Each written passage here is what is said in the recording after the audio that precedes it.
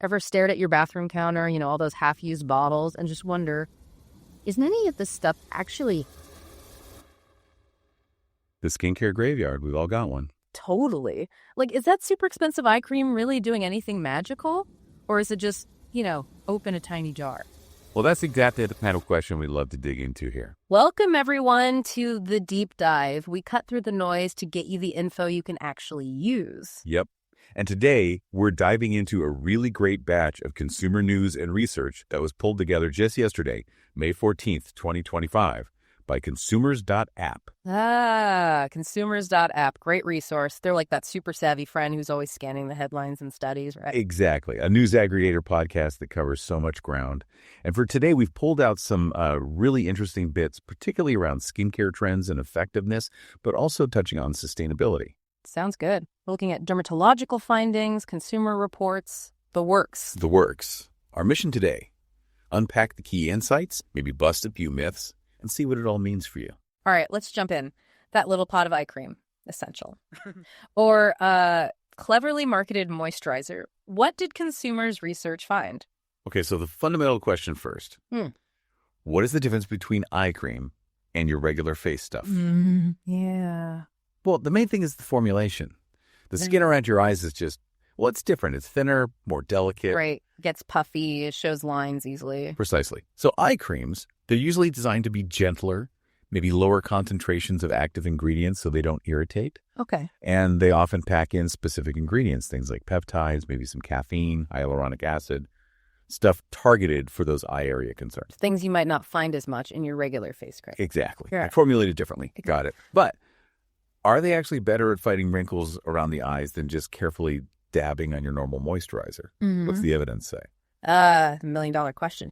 And interestingly, the hard scientific proof isn't overwhelmingly saying, yes, absolutely superior. While those special ingredients can help, the research suggests that the real workhorses for anti-aging, like, say, retinol or hyaluronic acid, they work whether they're in an eye cream or a good face cream. But that gentler formulation of eye creams, that can be a definite plus for avoiding irritation right there. So it's less about the eye cream label and more about finding something gentle that works for that area. Basically, yeah. Consistency with the product your skin tolerates well. Eye cream or just a suitable moisturizer, that's probably the bigger factor. Good to know. Might save some money there. Sure. Okay, what about the ingredients themselves? Consumers' research looked into potential risks with synthetic stuff in eye cosmetics, right? Yes, and connecting that to what dermatologists generally advise. You do want to be a bit mindful. Synthetic fragrances, certain preservatives like parabens, maybe some alcohols. Studies have linked them sometimes to messing with the skin barrier or causing dermatitis, especially around the eyes because it's so sensitive. So the advice is, look for fragrance-free, dermatologically tested options. It just minimizes the risk. Makes sense. And this whole natural versus synthetic thing, are organic eye creams automatically safer or better? That's a common thought, isn't it? Natural must be safer. Yeah. But according to consumers' research, it's not quite that simple. Sure, organic or natural creams might skip some potentially irritating synthetics, but more effective. The evidence doesn't automatically say so. So effectiveness comes down to the active ingredients. Right. Clinically proven actives, whether they're natural or synthetic, isn't the main point for effectiveness. Safety is more about avoiding things you personally react to, whatever their origin. Okay. Now, here's an interesting headline via Consumers Research. A 2025 study, Halal or Not, Knowledge Graph Completion for Predicting Cultural Appropriateness. How does halal certification connect to eye cream? It's a fascinating angle, showing how consumer awareness is broadening. It's not just about, is this safe for my skin anymore? Right. There's a growing demand for transparency about whether products fit with cultural or religious guidelines. This study used a knowledge graph, like a super smart database and AI, to predict if a product's ingredients and sourcing meet halal standards. It shows that for many people, trust also involves ethical and religious alignment, not just avoiding allergens. Wow, that adds a whole other layer to ingredient transparency. Okay, myth-busting time. Dark circles. Can eye cream really get rid of them? Consumers' research weighed in. They did. And sorry to say, the reality is mostly no. Knew it. Some ingredients, like caffeine, can temporarily help with puffiness, right? constricts blood vessels. Vitamin K might help a bit with circulation. But the underlying dark circles. Mostly genetics. Lifestyle factors like sleep play a huge role too. No cream can completely erase them if they're just your built. It might improve the appearance, sure, brighten things slightly, but a magic eraser, nope. Manage those expectations. Okay, fair enough. So it sounds like across the board, transparency, knowing what's actually in this stuff, is becoming really key for us. Absolutely. Ingredient transparency builds trust. We want to know, especially with allergies, sensitivities, or ethical things like halal or vegan needs. And brands are noticing. They are. More detailed lists, info on sourcing, third-party certifications, plus tech like these knowledge graphs Consumers Research mentioned. They're helping us verify claims. Very cool.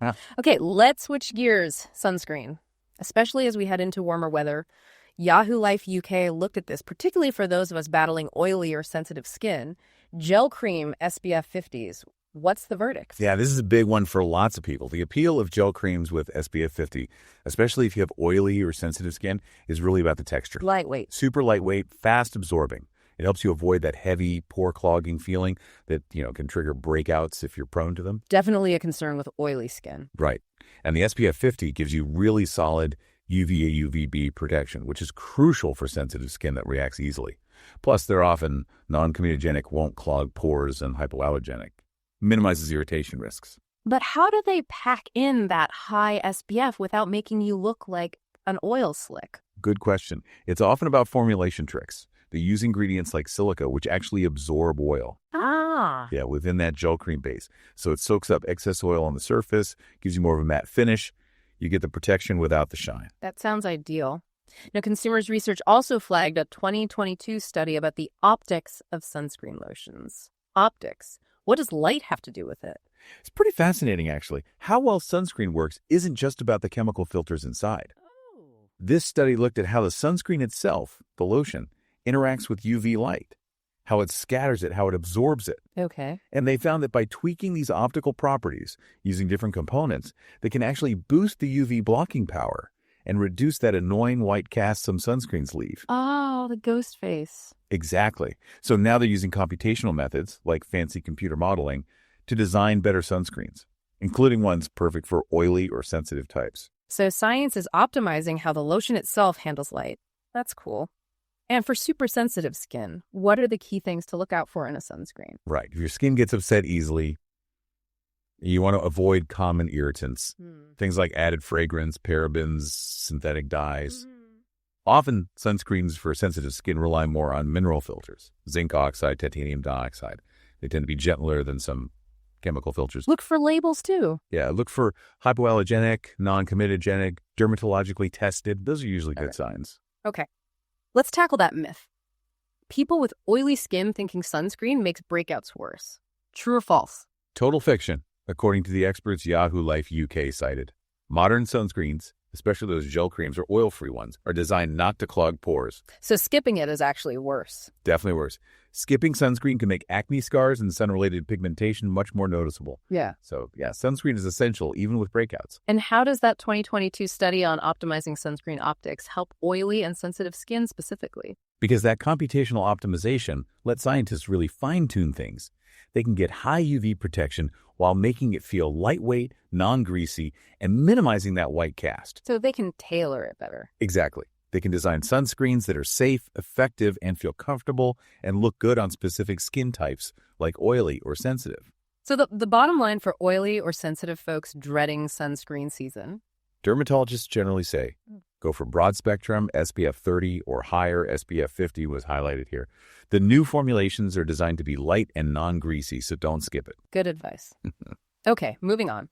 The Hans India had some essential summer skincare tips, though they sound good year-round, honestly. What are the absolute basics? The core four, really. Cleansing, exfoliation, moisturizing, and always sun protection. Right. And the Hans India emphasized why they're even more vital in summer. More oil, more sun, higher risk of acne, faster skin aging. Get the picture. Exfoliation. Feels like one you could maybe skip if you're busy. Why is it so important, especially in summer? Well, the science shows it really helps. Regular exfoliation, whether chemical, like AHAs or physical scrubs, gets rid of that buildup of dead skin cells and excess oil. The stuff that clogs pores. Exactly. so it helps prevent breakouts. Plus, removing that dead layer means your other products, like moisturizers, can actually sink in and work better. Okay, but don't overdo it. Definitely don't overdo it. That can cause irritation. Moderation is key. Got it. Now, things get a bit futuristic. The Hans India mentioned AI playing a role in personalized skincare. How? Yeah, this is really taking off. There are AI systems now that can analyze your skin. They use images, questionnaires about your concerns, your lifestyle. And a 2024 study showed one system hit 93% accuracy in spotting skin issues and recommending products. Wow. So this tech could really optimize our routines, tailoring advice specifically to your skin's needs. Pretty cool. Like a pocket dermatologist. But back to ingredients. We keep hearing concerns about synthetics. What are the specific red flags research is raising now? Yeah, the concerns keep popping up. Research and dermatologists often point to things like parabens, phthalates, formaldehyde releasers. Usual suspects. Kind of. Studies link them to potential issues like allergic reactions, maybe hormone disruption, skin irritation for some people. So the advice is still check labels, maybe choose products without those specific chemicals if you're concerned. And how are scientists even measuring if products work, especially for things like pore size? There was a really neat 2023 paper on this. They built a simulation model using clinical data and AI image analysis. Okay. It basically visualizes how your pores might change after using a product. It could make product testing way more rigorous and give us a clearer picture of what things actually do. That's clever. Now, we all know sleeping in makeup is bad, but the Hans India really stressed thorough removal, especially for heavy makeup users. Oh, yeah. If you don't get it all off, especially heavy stuff, the residue builds up, clogs pores, causes irritation, triggers acne. There was even a 2024 study on Chinese opera performers. They wear really thick makeup, right? Right. Big link between not removing it properly and skin problems. They even developed a system to show the leftover microscopic residue. Yikes. Okay, message received. Wash your face properly. So, for summer, skincare is just sticking to natural or organic. Yeah. Always the safest bet. Again, it's nuanced. While natural sounds safer, some natural ingredients can still cause reactions. Think poison ivy, totally natural. Good point. Conversely, some natural things like aloe or green tea have good evidence behind them. The real key isn't natural versus synthetic necessarily, but finding products that are dermatologically tested and proven safe and effective for you. Okay. Now, for anyone feeling overwhelmed by complex routines, Moneycontrol had tips for a quick skincare plan. What are the absolute essentials if you're short on time? Keep it simple. A good cleanser, a moisturizer, ideally with SPF for daytime, and maybe a recovery product for night. That's it. That's the core. The real secret weapon isn't lots of steps, it's consistency. Doing those basics regularly maintains your skin barrier, prevents problems, keeps skin healthy. Simple and consistent beats complicated and sporadic every time. What about using fewer products, like multitasking ones? Does science back that up over using like 10 different things? Actually, yes. Dermatological research supports using multitaskers. Think a moisturizer with SPF or a hydrating cleanser. Streamlines things. Exactly. Simplifies your routine without sacrificing results. And it can lower the risk of ingredient overload using too many actives at once, which can sometimes irritate sensitive skin. Smart choices over sheer quantity. And Moneycontrol also flagged those synthetic ingredient concerns again. They did. The research continues on things like parabens and the phthalates, potential links to allergies, endocrine disruption, irritation. The advice remains.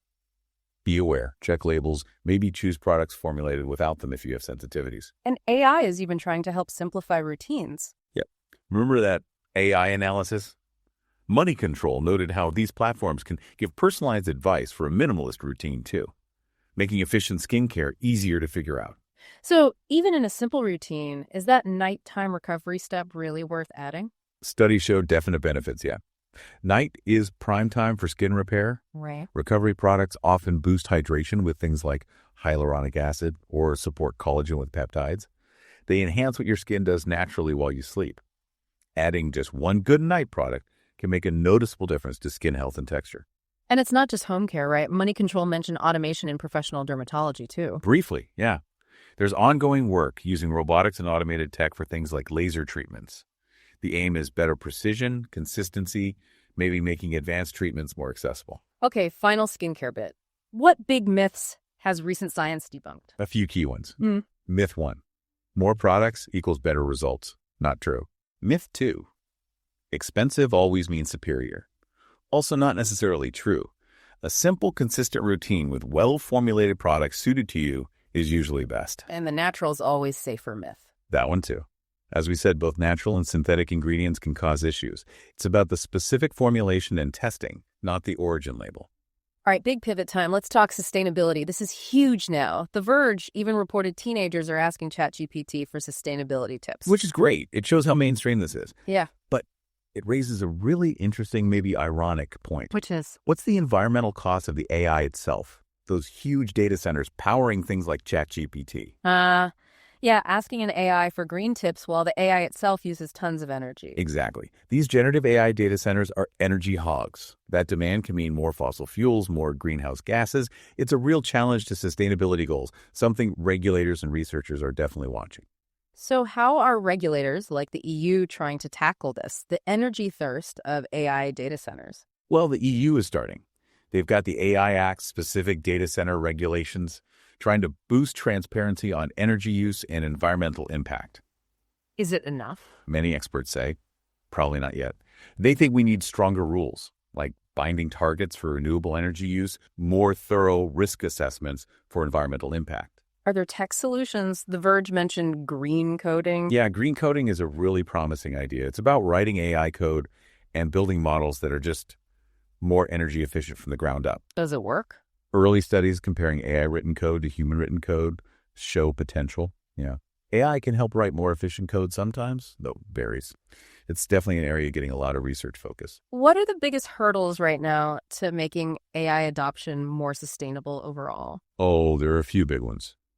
First, just measuring the environmental impact accurately is tough for these complex systems. Right. Then we lack global standards, consistent regulations everywhere. We also need more breakthroughs in energy-efficient hardware and algorithms. And it's not just tech. Nope. Big organizational and societal shifts are needed too. Plus, that fundamental conflict, economic growth versus environmental protection. It's tricky. Neuromorphic hardware. Sounds very sci-fi. How could that help make AI greener? It is pretty futuristic. Neuromorphic hardware tries to mimic the human brain's energy efficiency. Wow. These chips are designed for AI tasks, but use way less power than traditional chips. If this tech develops, it could lead to much more sustainable data centers.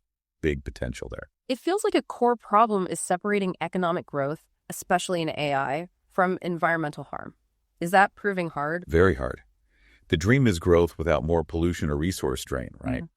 But evidence suggests decoupling, especially at the speed AI is growing, is really difficult.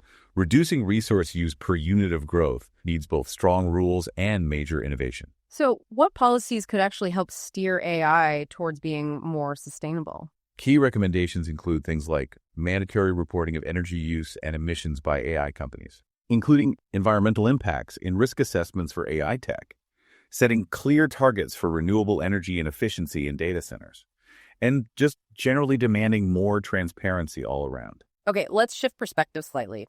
Forbes framed sustainability not just as environmentalism, but as crucial risk management for businesses. That's a really smart way to look at it, yeah.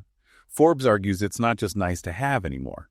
It's fundamental to managing risk and ensuring long-term success. They talked about 3 pillars of sustainability. Right. Environmental, economic, and social. And how do these link to risk management? Well, think about it. Environmental sustainability helps manage risks from climate change, resource shortages, pollution regulations.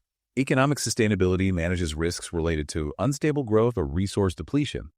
And social sustainability looks at risks from inequality, labor issues, community relations. So considering all 3 gives a company a much wider lens on potential problems. Exactly. It helps them anticipate change, meet stakeholder expectations, and just build more resilience overall. Climate risk seems front and center in finance now.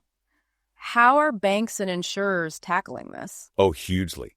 Regulators, especially in Europe with things like Solvency II for insurance, are pushing hard for financial institutions to integrate climate risks into their standard frameworks. Both physical risks and transition risks. Yes. Physical risks like storms and floods, and transition risks like policy changes or market shifts as we move to a low-carbon economy. They need to assess and manage both. What about smaller players like microfinance institutions serving vulnerable communities?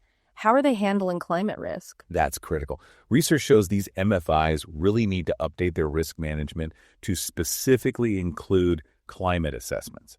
They're being urged to use tech for better risk modeling and develop strategies to handle climate shocks that hit their clients hard. Carbon credits, we hear about them a lot. How do they fit into risk management? They're a tool, right? Companies can offset emissions by funding carbon-reducing projects elsewhere, but research from 2024 highlights challenges. Like accurately reporting emissions, predicting carbon prices, which fluctuate, and integrating trading smoothly into financial systems. You need transparency and reliable pricing for them to be an effective risk tool. It sounds like even weather data is becoming a financial tool now. Absolutely. A 2025 study showed putting detailed weather data into risk models helps predict agricultural price swings much better. Which helps how?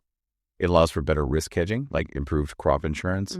That stabilizes things for farmers and makes agricultural finance more sustainable.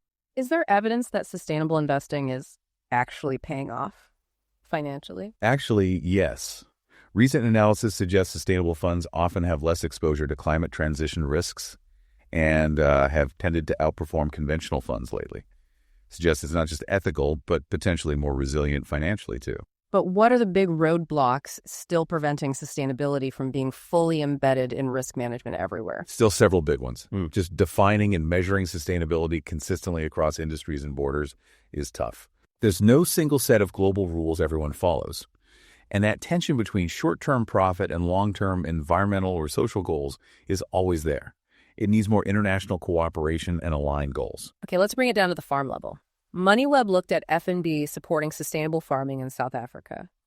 What exactly is climate-smart agriculture? It's farming that aims for three things at once.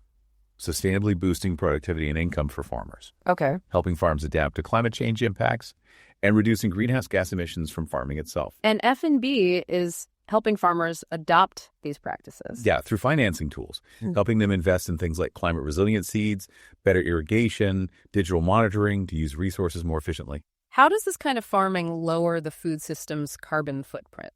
By using methods that are just gentler on the environment. Less soil degradation, protecting forests, reducing water pollution.